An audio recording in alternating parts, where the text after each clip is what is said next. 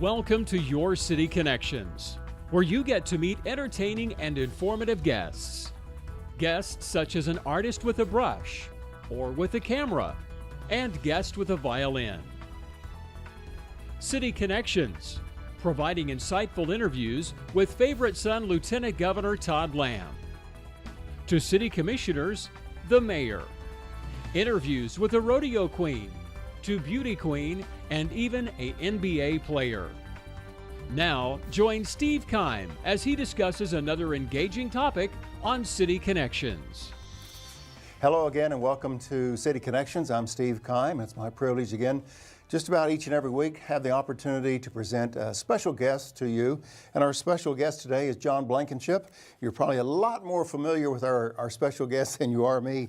Jon Blankenship, Mr. Chamber of Commerce, welcome to the Enid Television Network studios. Steve, appreciate you having me on your show today. It's our pleasure. Jon, people are watching this and they go, I know that guy, but they may not know everything about you. Not that you want to tell everything about yourself. Don't want to go there. And as you said, we want to keep our ratings high, so remember, Absolutely. keep that in mind in all right. these answers. But tell us a little bit. I know that with your father, medical doctor, just tell us a little bit about your family and education, and how did you end up in this role with the Enid Chamber? Steve, I grew up in 20 words or less. I'm sorry. I grew up in Enid and graduated from Enid High. As you mentioned, I'm from a medical family. My dad was a urologist here in Enid, practiced for many, many years.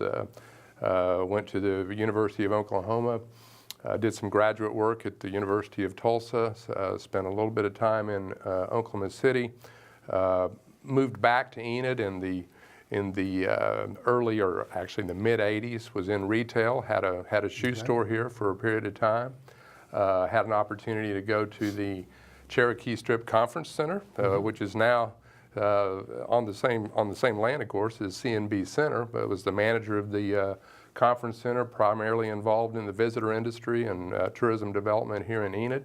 Was there for 8 years, and then had an opportunity to interview for the chamber job, and went to the chamber in 1995, and been here at the chamber during that time. Seen a lot of things over those years, but I've enjoyed the experience. It's the kind of job that has a lot of diversity. You're not necessarily doing the same thing every day, and you're in a position where you feel like you can make a difference, along with a lot of support from others. So I've enjoyed it.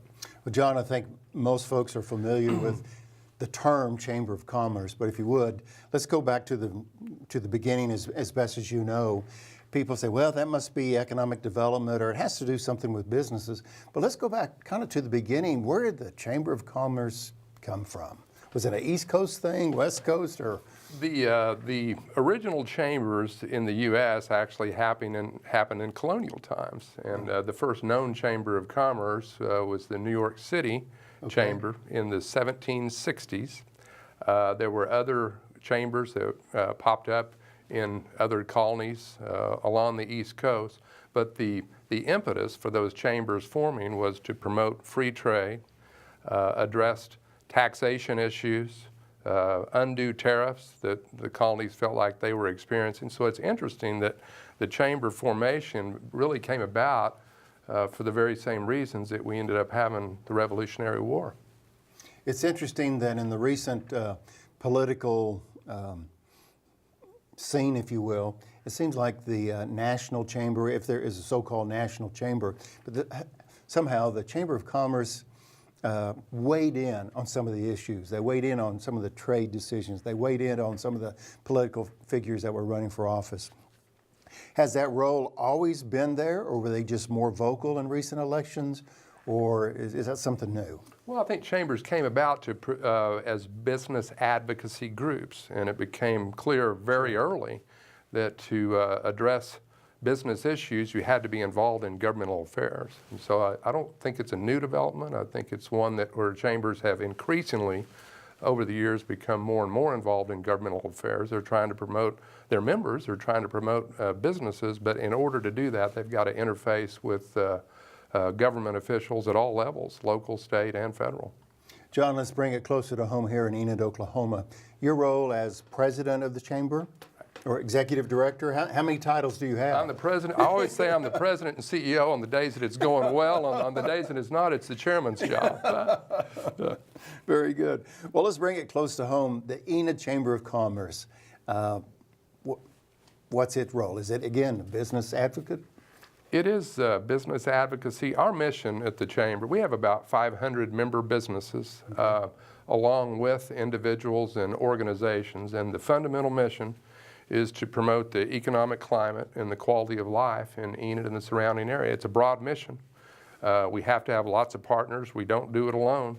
But that's the fundamental effort. That's where the concentration lies. And you know, we have a lot of support from a lot of people. It's certainly not just a me thing. We have a very active and engaged board, and have had over the years. Certainly when I've been there, we've got hundreds of volunteers that help us on events and are engaged in our legislative efforts. I've got a great staff that's in the trenches doing the work every day, interfacing with our members, helping with communications, just the things that have to take place in a business office. So it's a broad mission, and one that I think that we certainly strive hard to fulfill. Sure.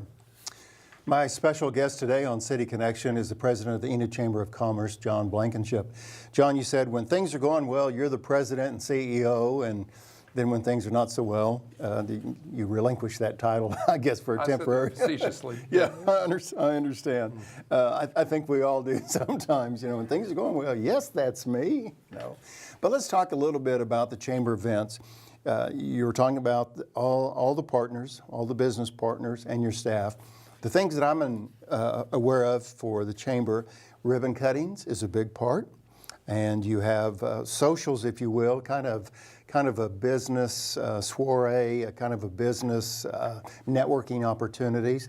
Tell us a little bit more in a typical day for Jon Blankenship and his staff at the Enid Chamber. Well, we do, as you mentioned, have ribbon cuttings. It's pretty common for us. I was looking over last year, we had about 35 or 40 ribbon cuttings over the course of the year. So it's common for us to have at least one ribbon cutting every week.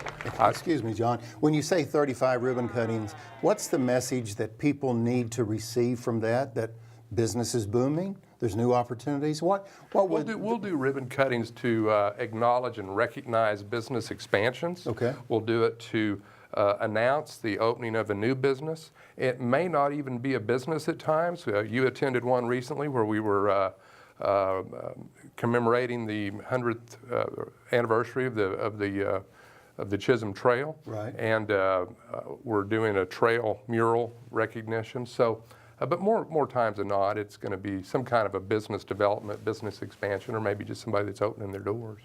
Let me ask you this. I'm going to put you on the spot. Sorry. What's the best thing about your role as president at the Enid Chamber of Commerce? I think the fact that we get to be involved in things that are quality of life. You know, you hear the word business associated with chambers, and it is one of the primary advocacy or groups that we try to advocate for. But when you have a business climate that is conducive to business growth, to attracting new businesses, that's helping your community. It's creating jobs.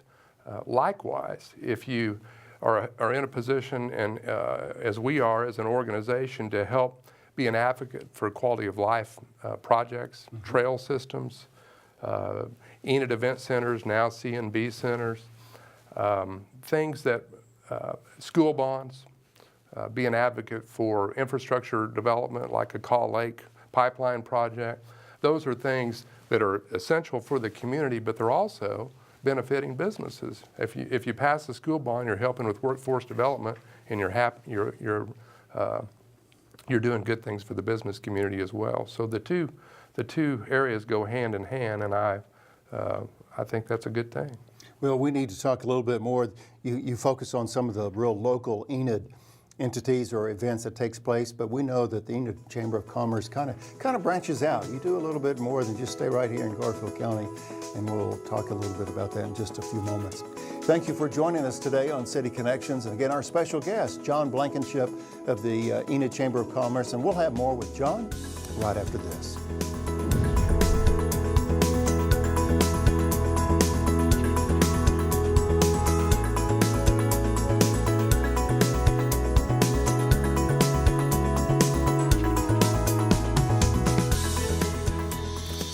back to City Connections. Thank you for staying with us today. It's a real treat and just a really great opportunity for me in the role that I have with the City of Enid to get to visit with a variety of individuals here in the Enid community that make a significant impact on what our quality of life and what our community is all about. Jon Blankenship joins me today here in the Enid Television Network studios. Jon, we talked a little bit off camera. Sometimes we correct ourselves, and the Chisholm Trail is 150. Yeah, I missed half of a century there. That's pretty close. But I'm glad we're recognizing that, and it's going to be a great thing for our community. And 2017 is going to be a great year for the Chisholm Trail, and of course with Enid being involved in all of that. If someone's watching the show and they're from small town USA, and of course this is a live stream, and really the show goes around the globe. People can see this all from a variety of places, and they go, we don't have a chamber. Maybe we're too small of a community. My question to you is, for those communities that have a chamber, besides the things that you've addressed, what's the benefit of a community to have that chamber? You know, I think there are a lot of things. I've alluded to the governmental affairs effort, but I think there's an opportunity.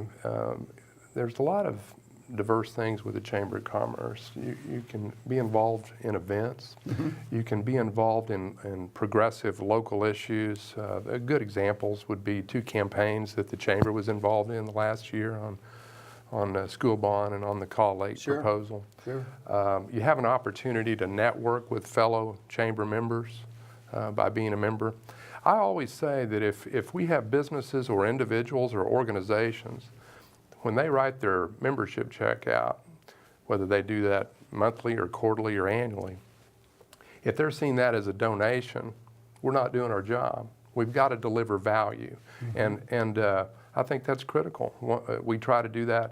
There's the big picture, and there's the I don't want to use the word little picture, but there's the business promotion picture. The big picture is, let's make sure that we have a business climate that's conducive to growth, but let's also make sure that we're offering our businesses and our members marketing opportunities, sponsorship opportunities on various events, networking opportunities just to send electronic e-blasts that go to a good target audience. So I think there are a lot of things that can be valuable for membership, and people are members maybe for different reasons at different times. Sure. As Jon is talking about membership, we'll have his phone number and also the address where you can contact Enid Chamber to learn more about this. Jon, earlier in our visit today, you were talking about some of the local Enid things that the Chamber was involved in besides ribbon cuttings and networking. But there's also the Enid Day at the Capitol that happens every year. And then there's the involvement of the Washington, D.C. trip. And there's some things outside of Garfield County that the Enid Chamber is very instrumental in making happen. Tell us really about those 2 trips, if you would. The Enid Day at the Capitol, purpose behind that, and also in early spring, the Washington, D.C. trip. On Enid Day at the Capitol, we try to take that trip every year early in the session. It is first and foremost just a networking and community or public relations event for Enid. We have always had 25 or 30 people that go down with us from various organizations, from various businesses. Again, we partner with the ERDA, we partner with the City of Enid. We're going to have businesses that help sponsor the event. But we're going to do that, have a breakfast that's just a come-and-go breakfast. And that's why attendance is great. The food involved. We have support from Advanced Pierre on sausage and waffles and everything else. But we'll also have an opportunity to visit with the Senate leadership, the House leadership, discuss some issues. Budget's going to be a big issue, obviously, this year.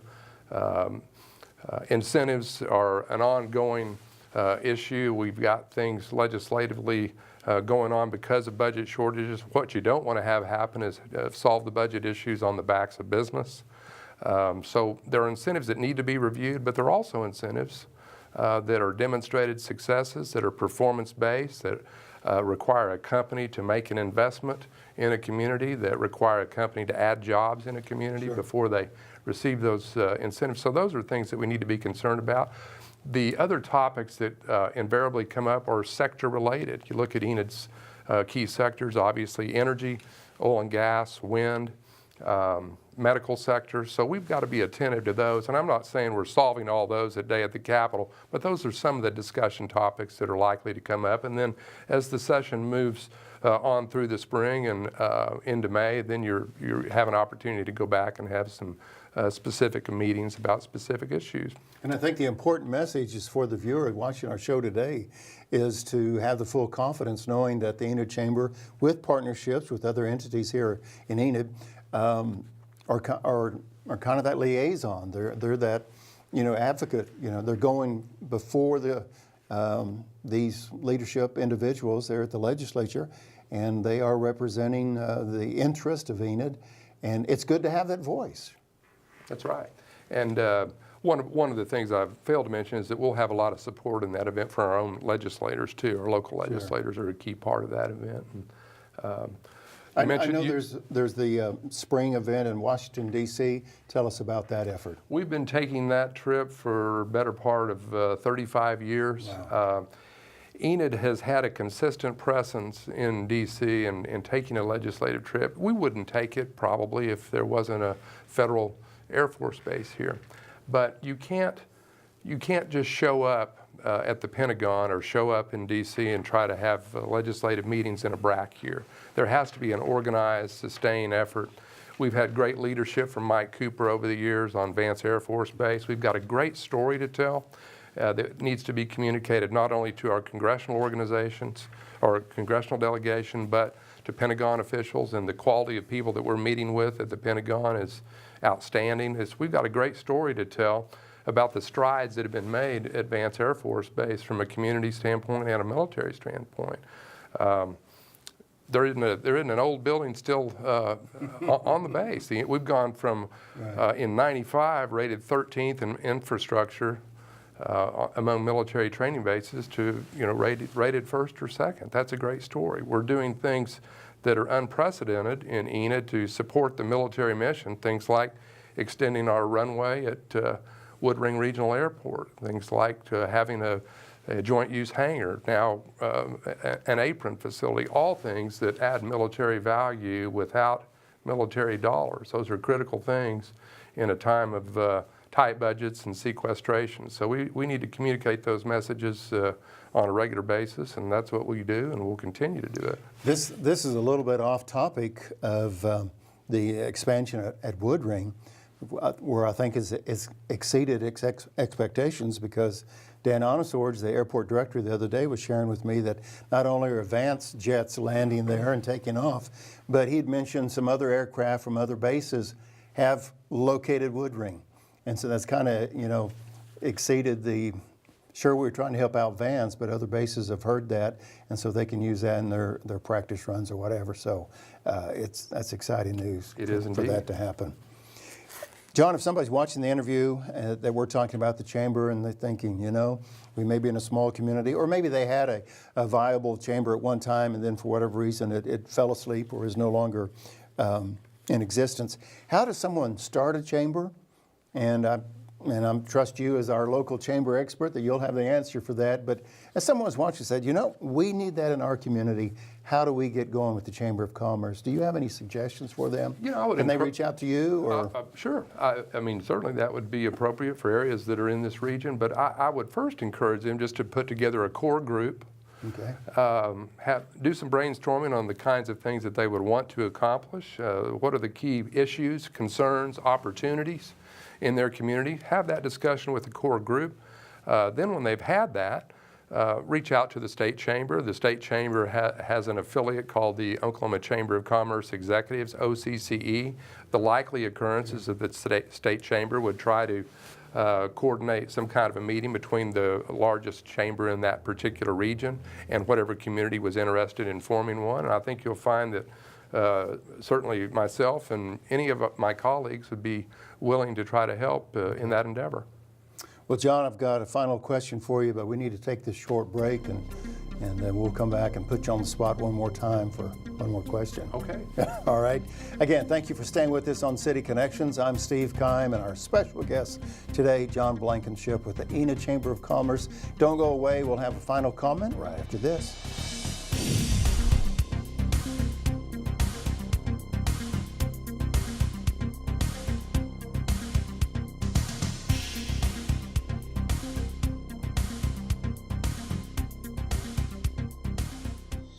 Welcome back to City Connections. Thank you for staying with us today.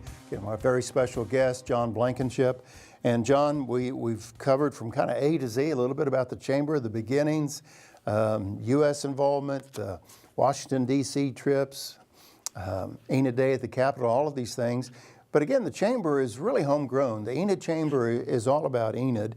And besides some of the networking events and ribbon cuttings, I know that you have banquets. You have other events that are annual events that are a big part of the fabric in this community. Why don't you share with us kind of what a calendar year looks like? Sure, I'll just take you through the course of a year. We already talked about Day at the Capitol and the legislative trip to Washington, but in February or early March, most years we'll have the Northwest District Livestock Show. Great event. Agriculture is a huge sector in our Northwest Oklahoma economy. We want to help promote that. The intent of that event is to promote ag education, work ethic, and if you come out to that livestock show, you see work ethic. Kids young and on up to high school age that have been involved in caring for an animal throughout the season and beyond. Gosh, we'll have about 1,000 exhibitors, kids that come into the community as exhibitors, and there'll be about 2,000 head that go through that 5-day show. It has a big economic impact on the community, and it's an event we're very proud of. Got a very hands-on Northwest Livestock Show committee. Jennifer Kissling's the chair. Kaylee Stafford, our special event director, is out there day and night, along with some of our other staff. Jennifer's involved. We know it's going to go well, right? It'll go well. We do the Enlisted Appreciation Night in April. That's right. We're the only community that I know of that has such an event. We raise $25,000 in cash and prizes that we give away to the enlisted personnel. That event gets the attention of military officials. Sure. We've had many meetings at the Pentagon where they're very aware of Enlisted Appreciation Night and very appreciative of it. We do the Cherokee Strip celebration in September. Want to commemorate the largest land run in U.S. history. Do that every year with many other organizations and businesses that help us put on that parade and all the other activities that are associated with it. And then we do Candy Cane Cash with the Enid News and Eagle, with ERDA, with Security National Bank at the end of the year, which is a retail promotion, shop at home event. So if you'll notice, most of our events have a particular sector that we're trying to support. And we've done them for years, and we're going to keep doing them.